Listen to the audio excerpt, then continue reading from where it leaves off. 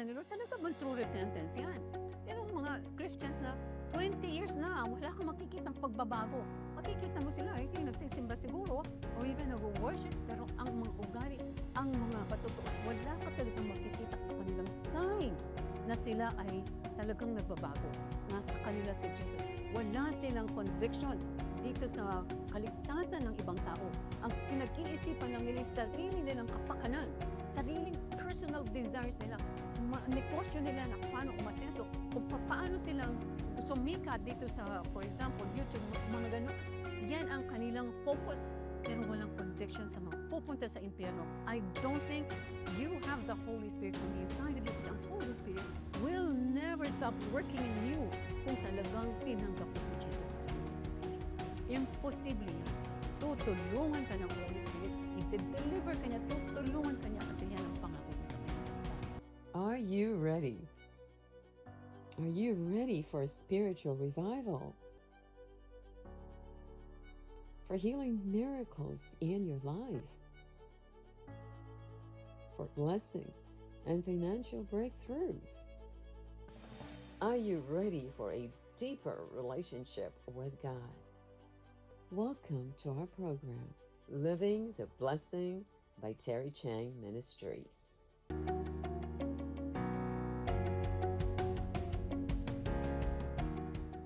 Sa Revelation 21:8 kasi hindi lang liars ang pupunta sa lake of fire, babanggitin ko na dito, but the fearful, yung mga natatakot, yung mga natatakot, ano kaya mangyayari? Wala akong pambayad na matrikula.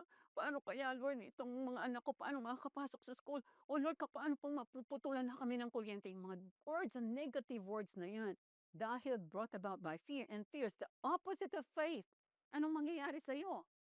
Kasama ka dito sa lake of fire. Hindi nabibiro to. Revelation 21:8. The unbelieving. Kasi kung ikaw ay may trust ka kay God, kung ikaw naniniwala sa salita niya, hindi ka matatakot. Sabi ko nga kanina, hindi ka matatakot. Imposibleng matatakot ka dahil alam mo yung end result. Alam mo kung ano ang end result ng Bible. Kung ikaw susundin mo, anong sabi ni Joshua? This book of the law shall not depart from your mouth, and you shall meditate in it day and night. Di ba? Mag-meditate ka kung ano ang sinabi ni Lord sa iyo, kayo magaling na. And then, ano sabi niya? You shall make your way prosperous, and you will have good success. Yan ang end result nun. End result ng pagde-declare, ang end result ng pag-i-imagine sa salita ng Diyos. Yan ang end result. You will make your way prosperous, and you will have good success. Ngayon, kailan ka hindi magkaka-good success? Kapag hindi mo ginawa yon. And that's the reason bakit kasama yan sa activating of faith. Yung unbelieving, ito yung pupunta din sa lake of fire. Unbelieving, hindi naniniwala. Siyempre, hindi ka naniniwala kay Jesus. E paano kang masisave? And the abominable, yung mga masasamang tao ng grabing-grabe. Sinasabing lahat ng masasama ay pupunta kasi maraming masasama na nag-repent. Pero ang tinitingnan nila, talaga bang true repentance yan? Pero mga Christians na 20 years na, wala kang makikitang pagbabago. Makikita mo sila, nagsisimba siguro, or even nag-worship, pero ang mga ugali, ang mga patutuan, wala ka talagang makikita sa kanilang sign na sila ay talagang nagbabago. Nasa kanila si Jesus. Wala silang conviction dito sa kaligtasan ng ibang tao. Ang pinag-iisipan lang nila yung sarili nilang kapakanan, sariling personal desires nila, negosyo nila na paano umasenso, kung paano silang sumikat dito sa, for example, YouTube, mga ganoon. Yan ang kanilang focus, pero walang conviction sa mga pupunta sa impyerno. I don't think you have the Holy Spirit on the inside of you, kasi ang Holy Spirit will never stop working in you kung talagang tinanggap mo si Jesus as your Lord and Savior. Imposible yan. Tutulungan ka ng Holy Spirit, i-deliver ka niya, tutulungan ka niya kasi yan ang pangako niya sa kanyang salita. 1 John 3:15, anyone who hates a brother, ito yung mga murderer, of course, yung mga murderer, yung mga pumapatay ng tao, mapupunta sa lake of fire, lalo na kung hindi naman sila nag-repent. Pero tingnan mo ano sinasabi sa 1 John 3:15. Anyone who hates a brother or sister is a murderer. Naku, sino ba itong mga murderer nito who hate? So, yung hate na hate mo, kunwari itong sister-in-law mo kasi ang sama-sama ng sinasabi tungkol sa iyo, yung mother-in-law mo kasi sinisiraan ka niya sa asawa mo or something like that. Kung may hatred ka sa puso, this is the time to relinquish that. This is the time to submit it, to surrender it to God. Kasi ito will bring you to hell. Itong hatred mo, kung kanino man yung hatred na yan. Halimbawa, galit ka dahil chinismis ka nito, galit ka dahil na-scam ka. Napakarami po sa atin na-scam. Di ba? Na-scam. Ang dami, ang dami ko na pong narinig. Ang sakit-sakit ng loob nila. Kasi na-scam sila, niloko sila nitong mga scammers na to. Nagkaroon sila ng hatred dito sa mga scammers na to. Ay, hindi na pwedeng magka-hatred sa mga scammers na yan. Patawarin na. Kasi kung dala-dala mo yan at ikaw mamatay, dire-diretso ka sa impyerno. Sinabi niya dito, anyone who hates a brother or sister is a murderer, and you know that no murderer has eternal life abiding in him. So walang eternal life dito sa may hatred sa puso. Kung hindi, eternal damnation. Pupunta ka sa hell. And Matthew 5:21-22, sabi niya, you have heard that it was said to the people long ago, do not murder, and anyone who murders will be subject to judgment. But I tell you that anyone who's angry with a brother or sister will be subject to judgment. Ano yung judgment na yan? Hell. So, hindi na tayo pwedeng magalit. Of course, yung magalit, hindi sinabi. Sabi niya, you can be angry but do not sin, di ba? Anong effect ng anger mo? Ikaw ba, ikaw walang yaka, walang, etc. Kung anong galit ang lalabas sa'yo dahil dito sa buhi mo. So, what do you do with those people whom you hate? Meron ako mamaya example dito, napakaganda. So, what do you do with those people whom you hate? Kasagutan is found in Matthew 5:44. Anong sabi niya? But I say to you, love your enemies. Mga kalaban natin ay mahalin pala natin.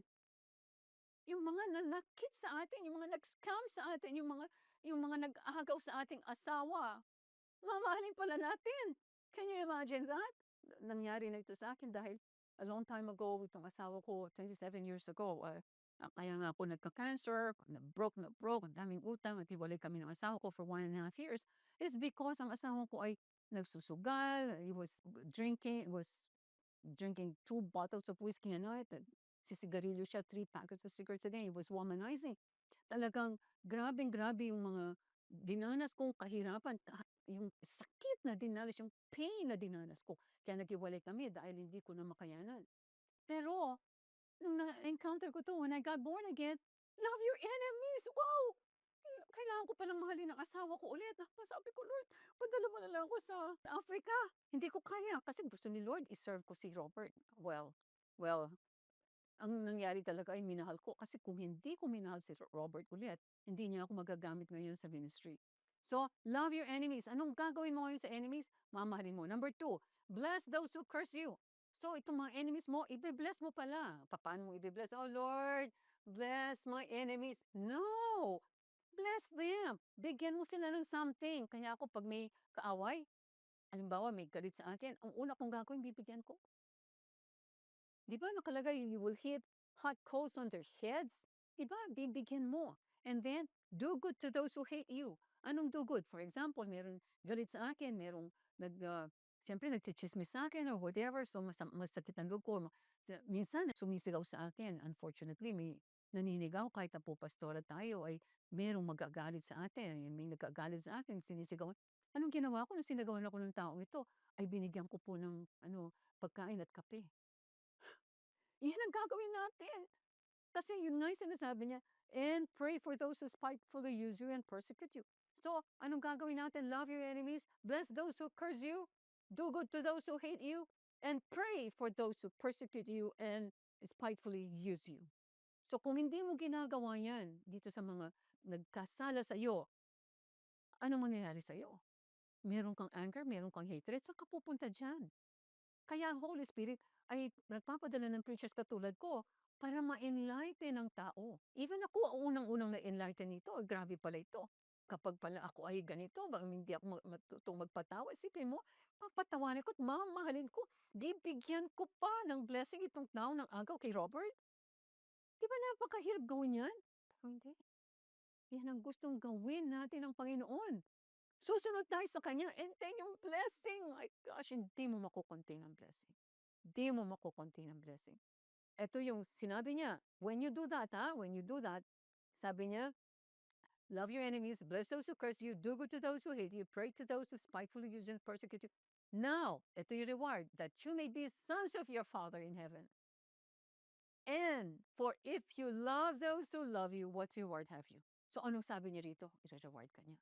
You will be sons of God. Can you imagine? Ano pang ibig sabihin ng son of God? Ikaw ay heir, inheritor, ikaw ang mag-i-inherit dito sa lahat ng pinangako niya in the Bible. And that's the reason bakit ako, magkasakit man, gumagaling ako. Hindi natin tinatanggap. Pati cancer na yan, hindi natin tinatanggap. Prosperity, walang question about it. I'm so prosperous because ito yung mga ina-apply ko sa aking sarili. At yan, makikita niyo yung pag in-apply niyo, hindi, declare tayo ng declare ng kayamanan, declare, tapos tayo naman ay may hatred sa ating puso, it's not gonna work. Kaya siguro sabi ni Lord, ito muna yung ipipreach ko. Tapos, sabi niya sa Revelation 21:8, and the whoremongers and sorcerers and idolaters, yan ay pupunta sa lake of fire. So yung mga sorcerers, yung mga nagpa-practice ng spirit of the glass, ng tarot cards, yung mga, ano bang tawag dito, yung tinitingnan mo yung horoscope, yung mga ganyan. So, tigilan po natin yan, lalo na yung mga nagsasamba sa mga imahen. Ayaw ng Panginoon na nagsasamba tayo sa mga imahen kasi walang nakakitang diretsong-diretso kung anong itsura niya, kaya hindi mo pwedeng sabihin na ikaw ay golden calf. At even ang mga Israelites, ang tingin nila sa golden calf ay yun si God mismo kasi kala nila patay na si Moses. Pero hindi acceptable kay God yan. Kaya naparusahan, ang daming namatay dahil doon sa golden calf na yan. Ayaw mong mangyari yan sa'yo.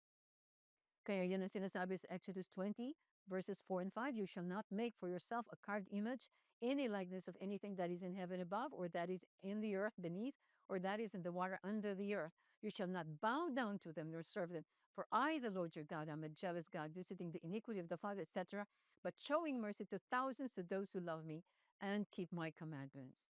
So, ito pa yung sinasabi dito, Matthew 6, no one can serve two masters. Diba, kanina binanggit ko to, either you will hate the one and love the other, or you will be devoted to the one and despise the other. You cannot serve God and money. So kung ikaw naka-hold on ka dyan sa pera na yan, yung unang-unang, konti na nga lang ang kinikita mo kasi sinabi ng Bible, kapag ikaw ay sumusunod sa Kanya, yung marami ibibigay dun sa mga sumusunod sa Kanya, yung hindi sumusunod, lalo nang kukunin pati yung natira mo. Di ba yun ang sinasabi ng Bible? Sabi niya in Luke 16 verses 10 to 12, he who is faithful in what is least is faithful also in much. So kung ikaw bibitawan mo yung para sa Panginoon, sabi niya, ikaw ay faithful sa mata niya. Therefore, if you have not been faithful in the unrighteous mammon, who will commit to your trust the true riches? Paano kang gagaling? Paano kang magpo-prosper? Paano ka magiging multimillionaire? Kasi yan ang gusto ng Panginoon sa atin, yumaman tayo para maging financier tayo ng gospel. Pero paano ka makakaalis man lang dito sa paghihirap mo kung yung mamon na yan ay yan ang may hold sa'yo, yan ang master mo. And if you have not been faithful in what is another man's, who will give you what is your own? Ano ibig sabihin nito? For example, ikaw ay nasa opisina, di ba? And let's say ikaw ay assistant, secretary ng boss. Pagkatapos, ngayon nangangarap ka na ikaw magkakaroon ka rin ng opisinang ganyan, magkakaroon ka ng sariling business kasi as the assistant to the boss, alam mo na yung mga ropes ng business. So nangangarap ka. Kaya lang hindi ka mapagkatiwalaan ni Lord dito sa maliit. For example, uuwi ka, dala-dala mo yung lapis galing sa opisina. Dala-dala mo yung notebook, dala-dala mo yung ganyan. Kumukuha ka ng hindi sa'yo. Nangyari na po yun sa kamag-anak namin. Mga, for example, meron akong uncle na hindi siya dentist pero yung gumagawa ng false teeth, mga ganyan. Alam nyo, hinahakot yung mga dental equipment or dental mga materials, pinapauwi sa Pilipinas at binebenta. Alam niyo, nung hindi ako Christian, okay lang yan. Ang daming naming tinatanggap sa mga kamag-anak namin, mga notebooks, ang galing sa ganito, galing sa mga magagandang companies in America. Hindi namin alam na yan pala pagnanakaw. So, kaya meron akong isang kilala, hindi ko na sasabihin kung sino, but meron siyang ginagawang hindi maganda na pero nakaipon siya ng $25,000. Ilang milyon yun? $25,000. Sabi niya, tuwan-tuwa siya, pinagmamalaki niya sa amin. O ako sabi niya, may $25,000 akong kinikita. Ang ginagawa lang po, ito na yung ginagawa, is kapag may na-aksidente, i-report niya doon sa isang law firm para i-represent nila at gagawa sila ng story na kunwari sleepless nights na papa-physiotherapy, etc. Gagawa sila ng story para makakolekta sila ng pera sa insurance. So itong tao ito na kinala ko talaga, I really know him so well. Yun ang ginagawa, pinagmamalaki niya sa'kin. Alam mo te, kung meron akong $25,000, alam niyo po anong nangyari? Sabi nung isang tao, sabi niya, "I-invest mo 'yan sa stock market, itong pera mo, para magdoble." Kasi ako tingnan mo nagdoble-doble, nagtriple-triple yung pera ko. Ininvest niya sa stock market, yung 25,000 nawalang parang bula, na-zero out. Tingnan niyo, hindi natin kailangan ng mga gano'n gagawin, 'di ba? Okay, ngayon pupunta tayo sa next part, sa session 2. Eto, yung love, napakaimportante po nito. The two greatest commandments, alam po natin kung ano yung two greatest commandments found in Matthew 22 verses 37 to 40. Sabi niya sa verse 37, Jesus said to him, "You shall love the Lord your God with all your heart, with all your soul, with all your might, with all your strength." Yan ang sinasabi ko sa inyo, with all your might. Talagang bibigay mo sa Kanya yung time niya. Pagka mahal na mahal kita, Lord, mahal na mahal. Kasi kaya po ako lalong masyadong emotional sa ganyan. Kasi ang unang sinabi ng Panginoon is, 'di ba, "Enter the gates with thanksgiving and enter the courts with praise." So, magpapasalamat na ako tapos maiisip ko na lang like yung mga ginawa niya sa akin for the day at napakarami kahit liit-liit na bagay, kahit liit-liit na bagay. Naku, kung alam niyo lang po kung ano ito relationship na sinasabi ko. For example, kailangan ko ng ointment, meron akong ewan ko may papahid lang ako dito. So, tinanggal ko yung takip at linagay ko somewhere. Pagkatapos nilagyan ko ng ointment yung aking merong parang tumubo kasi. Eh, hindi ko na mahanap yung cover. So, ay hanap ako ng hanap, ilang minuto na ako naghahanap, hindi ko mahanap. Tapos sabi ko, "Lord, sorry po. Kailangan ko pong mahanap yung cover para katahimikan na ako, maibalik ko na yung ointment sa lalagyan." Pwede ganyan lang, nakita ko yung ilang beses dinaanan ng mata ko, hindi ko makita. Yung buong gabi na yun wala akong tigil pasasalamat, "Lord, thank you dun sa yung pinakita mo sa'kin yung takip, pati pa naman yung mga ganyang kaliliit talagang pinapansin mo." Thank you, Lord. Kung ilang araw lang nagpapasalamat ako sa takip. Bakit? Bakit ko ginagawa yan? To refresh me, na kahit maliliit na bagay nakatuon ang Panginoon sa'kin, nakatingin ang Panginoon, nakikinig siya kung saan niya ako puwedeng tulungan. Yung humility, yan yung tinatawag talagang yung humble spirit na talagang, "Lord, nakadepende ako sa'yo, wala na akong ibang pinapaniwalaan kundi ang salita mo. Lord, ikaw yung mahal na mahal ko dahil minahal mo ako." Katulad ng mga ginawa mo today, Lord, mag-iisip talaga ako intentionally, on purpose. Ano bang ginawa ni God for me during the day? Kahit naman sabihin mo nag-usap lang kami ng ate ko tapos tawanan kami, "Lord, thank you."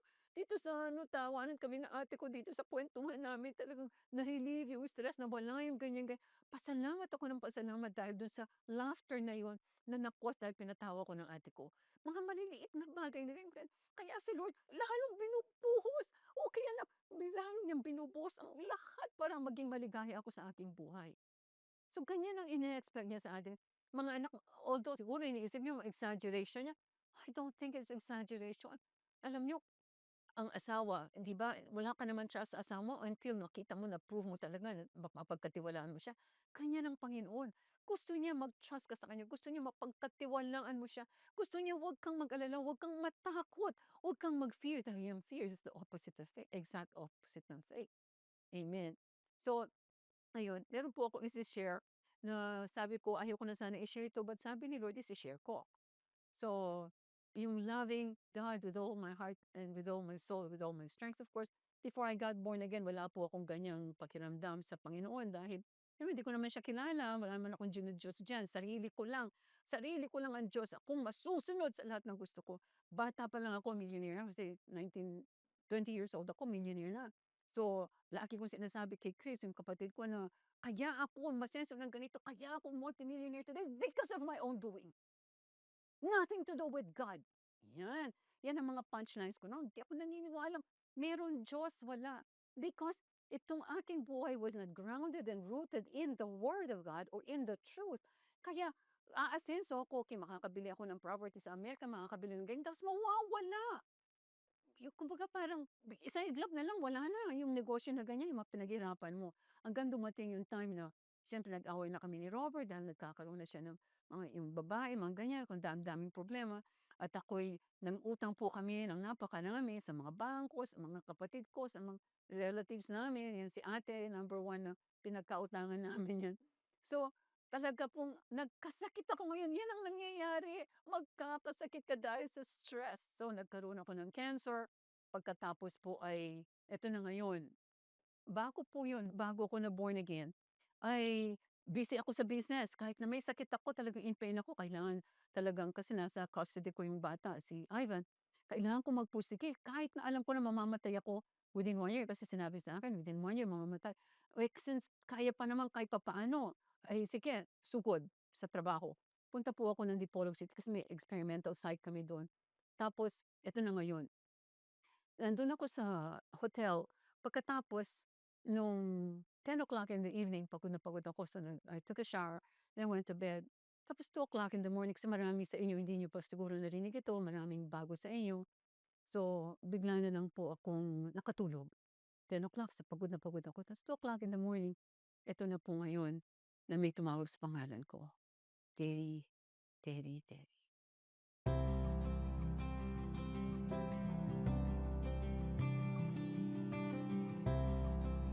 Sa mga nais pong sumulat, magbigay ng testimony, or may prayer request, isa pong malaking karangalan na kami makapaglingkod sa inyo.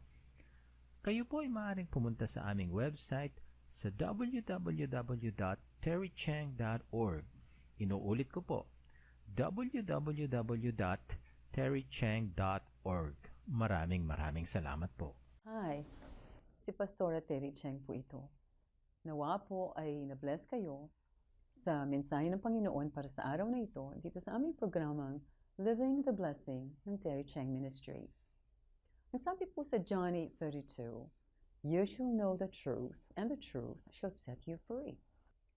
Kung gusto mo ng kalayaan, tatanggapin mo si Jesus at ililid kita dito sa prayer na to. Your life will never be the same again. Dadaloy ang kanyang buhay, ang kanyang presensya sa lahat ng areas ng iyong buhay. So, ipikit mo ang iyong mga mata kung ikaw ito at ililid kita dito sa prayer.